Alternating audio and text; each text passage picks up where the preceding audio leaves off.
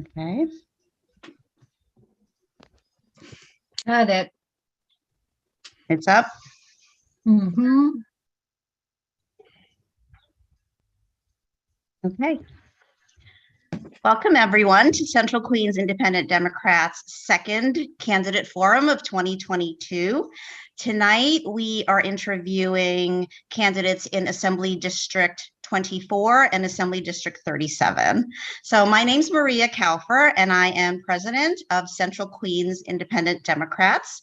We are a non-traditional, fully independent Democratic club that was founded in January of 2021. And it's a bunch of us in Central Queens, active organizers who wanted to get together and really form a club where we are promoting, working towards racial and economic justice, and also to promote grassroots democracy. Please check out our website at squid.org, cquid.org. Check us out, and we hope that you will join us. And Miriam, who will speak next, who is our chair of electoral action, she will explain one of the many benefits of being a member. So we hope that you enjoy our program for this evening, and we look forward to seeing you out there. Miriam? Hi, I'm glad to see you. So many people are here. This is we've been doing a electoral action candidate forums this year. It's the second year, so we're doing it. We had another forum a week ago where we looked at candidates in Senate District 17 and Assembly District 28. Afterwards, we made endorsements. Tonight, we're going to do something very similar. In all cases, the Electoral Action Committee decided that we were going to focus on local districts where there was competition. So we weren't going to bother if there was an incumbent with no challenger. And we favored the ones that were closer into Central Queens. And we invited all the candidates running in the Democratic primary, or who were trying to run in the Democratic primary. Not all of them chose to apply. Tonight in District 24, 2 of the 3 candidates said they wanted to be involved. That's Albert Baldeo and David Weprin. They both filled out our candidate questionnaire, which our members can look at. And we also, and there's a 3rd candidate who didn't respond, that's Misan Chowdhury. In 37, Juan Ardila, James McGee, and Brent O'Leary are 3 of the 5 that are in the Democratic primary. Joanne Carmona and Vlad, somebody whose last name I don't remember, chose not to be involved. So we're going to be interviewing them all tonight. We have prepared questions. I'm not going to be asking them, but I'm hoping that you, when the evening is over at 9:30, this will become a members-only discussion of what we've heard. And then later tonight, we're going to be sending out ballots, which have to be returned by the end of Thursday. And we're going to vote on whether to endorse at all in these 2 districts and who to endorse if we do. So that's all from me. Thank you. Sumali, I think you're up next. Hi, And good evening, we should everyone. let James in. Okay. Somali, do you want to just go over I guess when James comes in. Yep. The rules of engagement.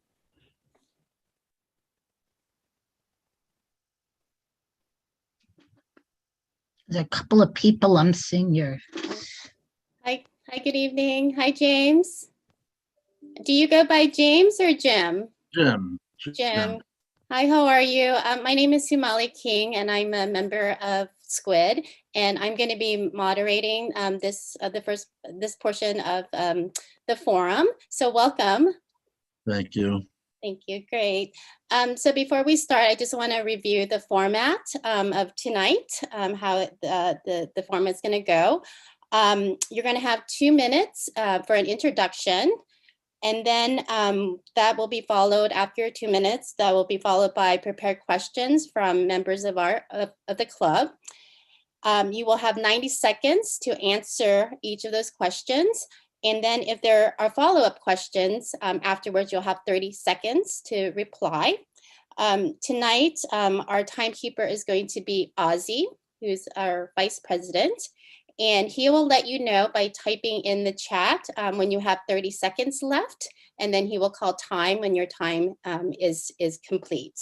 After the questions, you'll have 1 minute for closing remarks. Molly, I'm just Okay. gonna, sorry, Yes. I'm gonna say 30 seconds when we get there. Oh, 30 seconds. Okay. Sorry. And Sorry, then out loud. you don't have to worry about the chat. We switched it up this time. We recognize that it could be easier when we kind of. Great. Thank you so much, Ozzy. All right. The floor is yours, Jim. My name's Jim McGee. I grew up in Sunnyside on 44th Street. My mother was a school teacher. My father was an attorney. I have one brother. I went to the local parochial school, St. Teresa's. I went to Xavier High School, Fordham in the Bronx, and then St. John's Law. After that, I worked at the Brooklyn District Attorney's Office. I was there for 6 years. I was in the sex crimes unit. I went off. I started in medical malpractice. I hated it. I got a criminal defense case while I was there, and I took it on the side. And I said to my wife, I missed court, and I said to my wife, I'd like to, go off on my own. And she said, if we have to eat tuna fish for a year, that's what we'll do. And that was 8 years ago. Since I've had 2 children, I have a 4-year-old girl, Julia, and a 1-year-old girl, Claire. I've always been interested in politics. When I started my career, it got difficult. When I had children and my business, it was difficult. I've always considered myself on the left side of the Democratic Party. I think that the accumulation of wealth in the hands of very few is the most important thing facing the country. In this race, though, I suppose I'm more 30 one of the more seconds. conservative people. I practiced criminal law for 15 years. I can't believe the bail reform passed without an up or down vote or without debate. I asked Assemblywoman Nolan about it, and she said that they weren't really aware of everything that had been in the bill. It's created a lot of chaos, and as I'm sure we'll get to, I don't think it's addressed the systematic inequality in the criminal justice system. Time. So Thank Thank you you. so much for that introduction. Our first question is going to be asked by Jonathan. Hi, Jonathan. good evening. We just celebrated Earth Day. The most recent IPCC report said that the future we fear is not inevitable if we act fast. But New York State has done nothing for the last 3 years. Where do you stand on the Build Public Renewable Act and the All Electric Buildings Act? I'm for the Renewable Act. On the All Electric Buildings Act, I'm actually been reading up on that now. It's already passed in the city, and I think that's a step in the right direction. So I'd support that in Albany as well. There's something, and I can't commit to this now. I've always been intrigued by nuclear.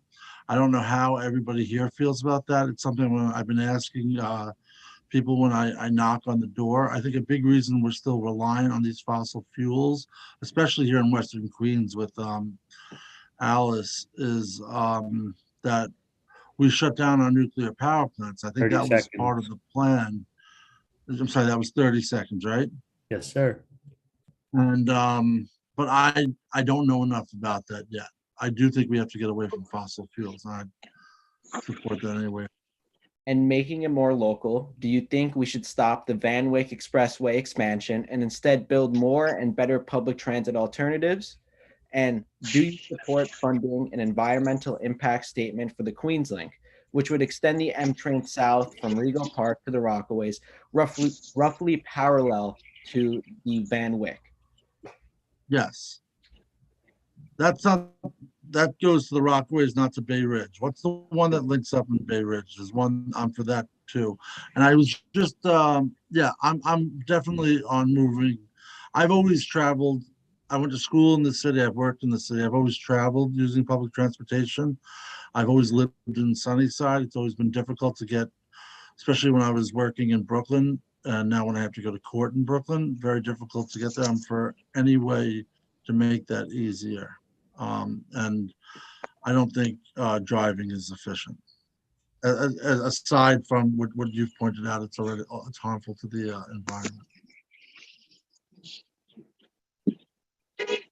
Thank you, Jonathan. Our next question comes from Rod. Good evening. Welcome. Thank you for being here. You kind of alluded to this in your opening remarks, but we'd love to hear a little bit more. What did you think of the recent state budget? And you said in your questionnaire that you support the investment on New York proposals to raise taxes on the very rich. Which tax bills do you wish was in the final budget that wasn't? I think a big way to start, especially in New York, is to eliminate the difference between capital gains and income. And I'm hesitant. I think the money earmarked for the stadium in Buffalo is ridiculous, especially if we're not raising taxes on the rich. And that guy doesn't even live here. He lives down south. So the fact that, you know, we're in this hole in public housing, we're in this hole, and we're trying to cover both the city and the state, this deficit, but where, you know, Cuomo said it and Hochul has repeated that the rich will go elsewhere if we tax them. BS. I don't think so. I don't, not in New York. And I don't think anywhere. I mean, but let's just deal with New York for now. I think it'll be a good example nationwide if we could tax the rich here. And because Wall Street is here, I think eliminating the difference between capital gains and income is the place to start. Are there any other tax bills that you wish were in the budget? Well, I think a progressive tax, I mean, over every threshold, I'm sure you're all familiar, over every threshold, you know, a higher percentage of your income is taxed. And I would set that around $20 million. Everything above $20 million would be, I mean, I'd like to see 70%. Thank you. Great, thank you so much. Our next question is from Ozzy. Yeah, Ozzy. Hey, thanks for being here, Jim. I'm keeping time too. Give me a sec. So, Yeah, final budget included rollbacks of New York's landmark 2019 bail reforms, along with other criminal justice reforms that took years to pass. Do you agree with these rollbacks? And I think you alluded to it in your intro a bit. Why or why not? Then, separate question related. Do you support the clean slate, fair and timely parole and elder parole bills? I believe the clean slate bill just made it out of committee today. And then how would you address concerns about rising crime? You have 2 minutes. I know it's. I mean, this is my whole campaign here. So I'm going to skip over the rollbacks and just start with I was against the bail reform in general, and I'll cut to the chase considering the audience here. There is no doubt systematic prejudice in the criminal justice system. When I was a young ADA, I'm not kidding. I was prepared for most people being people of color. Everybody on the bench waiting to be seen was Black. I was shocked, and I shouldn't have been, I guess, but I grew up in Sunnyside. I had a few Black friends, but everybody was Black. And and it took me a long time, to where I was just letting everybody out with time served because of the way it was. If you want to address the systematic racism in the criminal justice system, and especially against people with low income, the way to do that is decriminalization of the penal code itself. For instance, if you're taking crack, you're getting arrested. If you're on coke, you're not getting arrested. If you have a call girl, you're not getting arrested. If you're picking up a hooker, you are getting arrested. Decriminalization of drugs, decriminalization of sex work would go a long way of stopping the police from harassing people of lower income, and also what eventually turns into convictions. What the bail reform did, and a big problem that I have with it, is that it wasn't voted on and it wasn't debated, 30 was seconds. that it just, after the crimes had already been committed, they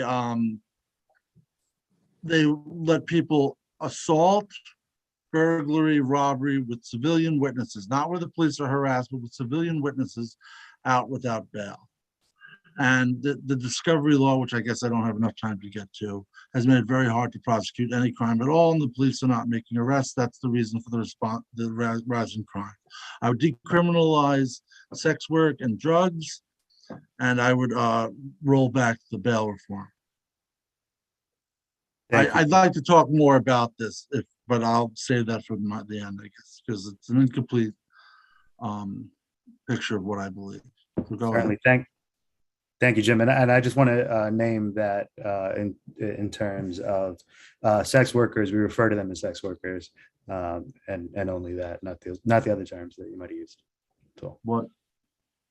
I said sex workers, didn't I? No, just not hookers or call girls. I'm sorry. I was showing the difference between somebody who's picked up on the street and somebody who's called at a high-end escort service. That's what I meant. Understood. Thank you. I didn't mean it derogatory. I meant it in the difference of who's arrested and who's not.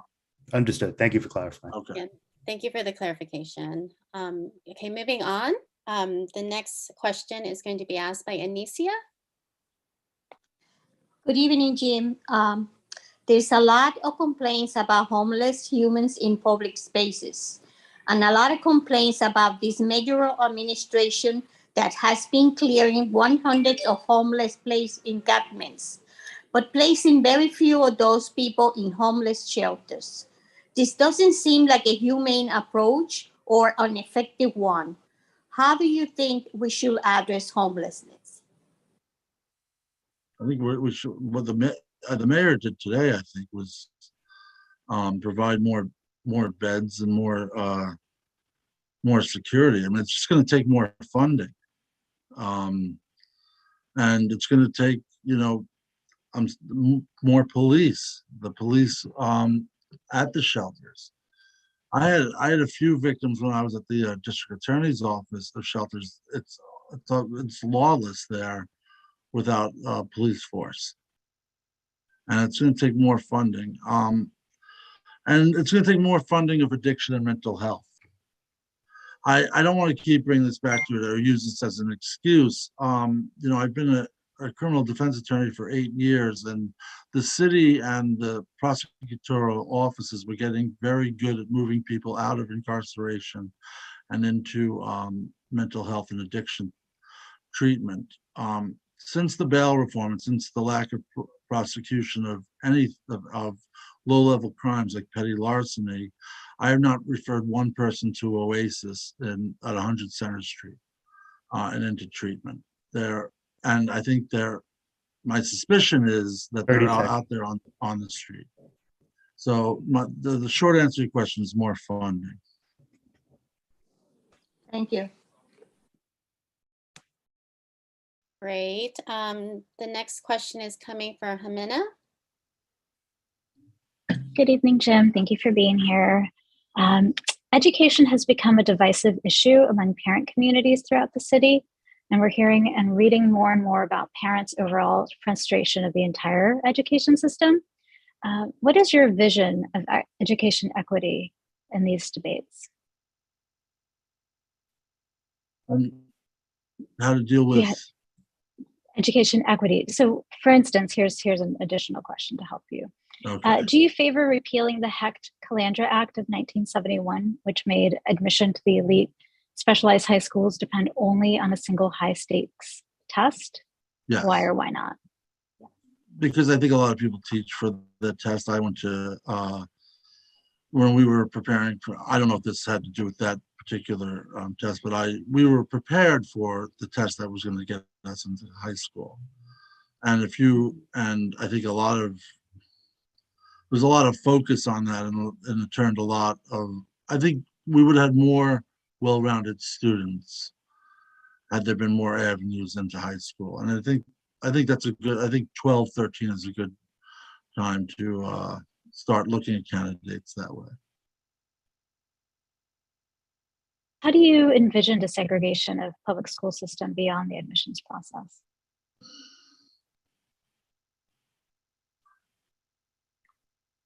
I don't have one. I don't think we should be busing students who for the pure point of desegregation. I think we live in a cosmopolitan city. I think I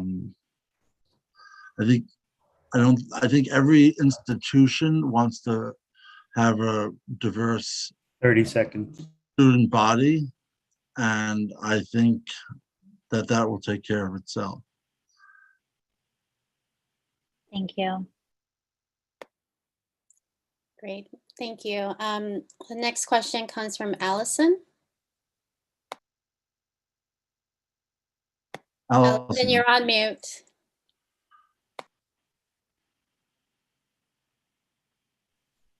You're still muted, Allison.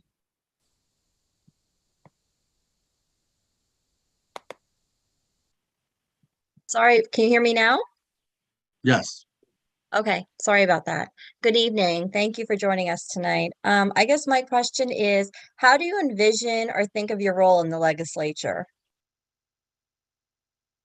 I'll be a freshman when I get there. I do want to push for higher taxes on the rich, and for an overhaul of the penal code and a repeal of the bail reform. I'm going to have to find colleagues who will do that. In the Democratic caucus. I want to make this point about what I think a danger is that with the bail reform too. New York State has one of the most liberal, or had already one of the most liberal standards of bail in the country, which puts it pretty far up there in the world. We didn't judge on danger to the community when setting bail. It was all whether or not you were going to show back up to court. 30 seconds. Now, in light of the bail reform, the democratically elected mayor, was asking for a dangerousness standard. If we lose, and I mean Democrats lose state control, and we just lost out in Nassau where we were better funded than the Republicans, that will become part of the bail standard. And that'll be bad enough in the city, upstate and Republican areas. It'll be an excuse to set any bail on anything. So that's another reason I'll push strongly against it. Okay. I had other parts of my question. Is that I just started with one. Should I continue with the other parts, or is that time? Yes, you can have some follow-up questions, Allison. Okay. So how would you push an issue with the leader or governor that doesn't support your agenda yet? How would you address the needs of your constituents? 1 minute for this, Jim. You mean in the legislature, I caucus with similarly situated legislators. I plan on doing a lot of this when elected, meeting with leaders in the community. I'm from Sunnyside, but even in Sunnyside, I'm not aware of every issue. Trying to get better. I'm trying to know the people of Ridgewood better. I have a little bit more familiarity with the people in Long Island City than I do 30 with seconds. Sunnyside, but a lot of constituent services will be meeting with people like you. All right, thank you. Welcome. Thank you, Allison. And then our last question is going to be asked by Maria. Hi, Jim. Thanks so much for coming. So this last question is, how much money has your campaign raised? Have you accepted any corporate contributions? And do you pledge not to accept contributions from real estate, health insurance, fossil fuel companies, or police unions, and why or why not? I've raised about $40,000. It's all from friends and family. I don't think I know anybody. One of my high school classmates is a cop. He gave me $100. No, I haven't received any special interest money that you met, like the ones you mentioned. I'm not taking a pledge not to. I don't see why. I don't foresee anybody giving me money, but I'm not taking a pledge not to. Okay, I just want to clarify, this is not individual contributions from Right, people no, it's a working in those union- fields. This is union support. corporate contributions. Right. No, Yeah. I haven't received any, but I'm not taking a pledge not to. Okay. I don't foresee getting any. And why are you not going to pledge to refuse corporate, particularly not just any corporate, but from real estate, health insurance, fossil fuel companies, or police unions? It's not going to affect the way I do my job. I'm pretty open about what it is I'm going to do. And I don't think any of those people would view me as a friend, but I'm not going to say I'm not going to take anybody's money because I don't want it to be seen that people who do give me money, I'm on the take from them. I've never really understood this. Maybe I'm just naive about it. Which is totally possible. I've never done this before. I've never really understood the idea of giving money back. Is that implying that the people you take money from have some kind of sway on what, I mean, the only people who have sway on what I believe and are people I agree with and who are able to lobby me of my own constituents. Well, we certainly believe that you should engage all of your constituents and serve them and advocate for them. But I think particularly in those industries, there are special interests and there is a lot of big money, and it's more the corporate PAC money, and there are some very big, there's oftentimes large contributions. And it's just, if you make, we are just asking that question. It's a standard question that's a marker for And us. I understand. I mean, I felt this way since I was young. When but again, maybe it's naive. But I haven't gotten any money from them. I don't think any of them would. So okay, no, thank I'm not you. taking any pledges. I just want to say historically, we've seen that those kind of contributions have helped these interests get face time with electeds and time in general. So I think that's where it comes from. Oh, I know. I'm when we talk about I'm small not that naive. I mean, I understand. But you'll be there.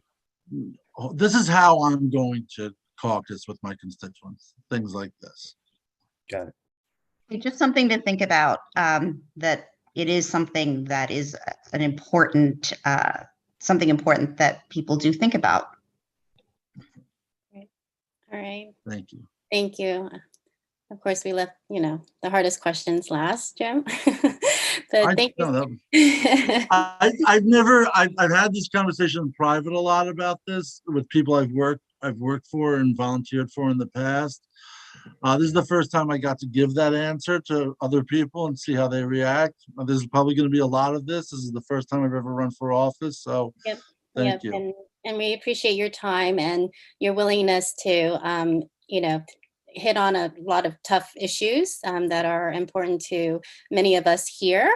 So now you have 1 minute for closing remarks. So Molly, can we give them two? We're actually 1 minute ahead of 2 minutes. schedule. Okay, 2 minutes. As this campaign goes on, I think I'll be answering a lot of questions on bail reform and the funding of the police. I think it's what sets me apart in this Democratic field. I want to, and I've talked a little bit about that. I've talked about, I think it's caused chaos in the courts. I think not prosecuting even things like petty larceny is ignoring, where there are civilian victims, is ignoring the effect that's having on small business. It's also ignoring mental health and addiction that's out there. And the district attorneys in New York City and legal aid and the judges were moving into a system where we were moving. And I'm a criminal defense attorney on the 18B panel, so I represented a lot of indigent clients. We were moving almost all of those defendants into addiction and mental health treatment. I think we've lost that. And then you also have more serious crimes like burglary, robbery, and assault, domestic violence assault, where it's very difficult for them to be prosecuted. So that's what unfortunately, I'll be spending most of this campaign talking about, but I want to assure you, the number one reason I want to get into this and why I am a Democrat is to raise the standard of living for the working class. And because I think the amount of wealth in the hands of very few is outrageous. And I think that should be the mission of the Democratic Party for the next 15 years. I don't know how it got this bad, and I almost feel sometimes like our national leadership, I'm as far left on this as I can get. I think our national leadership has kind of left the working class behind. And I mean that as a Democrat. So thank you. Thank you all. Thank you, Jim. Thank you for spending time with us tonight, and thank you for sharing your comments and your answers to us and allowing us to get to know you better. And thank Al for me, Miriam. All right. Thank you, guys. Have a good day. Have a good night. Good night. Sorry. Thank you.